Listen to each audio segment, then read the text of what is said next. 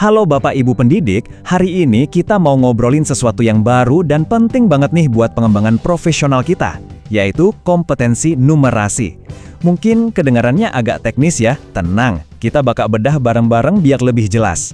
Nah, sebelum kita lanjut lebih jauh, coba deh lihat gambar ruang kelas ini. Pernah kepikiran nggak, gimana jadinya kalau kita bisa melihat semua yang ada di dalamnya lewat kacamata angka, tapi dengan cara yang benar-benar baru dan memberdayakan? Jadi apa sih sebenarnya kompetensi numerasi pendidik itu? Eits, jangan keburu takut, ini bukan ujian matematika kok. Anggap aja ini seperti tools atau peralatan baru buat kita. Gunanya, buat ngasah cara kita berpikir pakai data dan angka di semua mata pelajaran loh, bukan cuma matematika. Misalnya nih, pas ngajar sejarah, kita bisa ajak siswa lihat data populasi buat ngerti dampak suatu peristiwa. Atau di pelajaran seni, kita bisa bahas gimana proporsi dan rasio itu bikin sebuah karya jadi harmonis. Intinya, ini soal bikin pembelajaran jadi lebih nyata dan relevan buat anak-anak didik kita. Mungkin Bapak Ibu bertanya-tanya, kenapa sih sekarang? Kenapa tiba-tiba fokus ke numerasi ini jadi penting banget?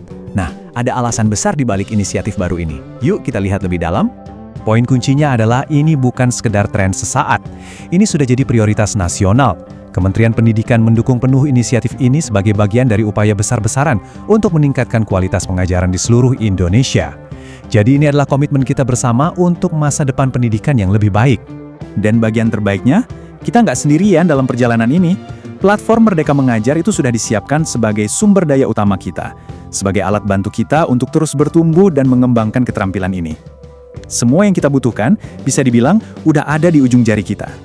Oke, sekarang pertanyaannya gimana cara mulainya? Nah, ini dia yang menarik. Perjalanan belajar ini dirancang supaya super fleksibel. Artinya, kita bisa belajar sesuai dengan kecepatan dan kebutuhan kita masing-masing. Pertanyaan ini nih, yang mungkin paling sering muncul di benak kita kan? Gimana caranya saya belajar soal ini semua di tengah kesibukan yang padat? Ini pertanyaan yang sangat wajar, dan tenang saja, kita akan jawab langsung di sini. Prosesnya itu disederhanakan jadi 2 langkah utama. Yang pertama, pelajari sesuai kebutuhan Anda. Artinya, kita bebas pilih materi mana yang paling relevan buat kita saat ini. Nggak ada kurikulum yang kaku. Yang kedua, kuatkan kemampuan Anda. Fokusnya itu bukan untuk jadi sempurna, tapi untuk terus bertumbuh. Jadi pendekatannya sangat personal.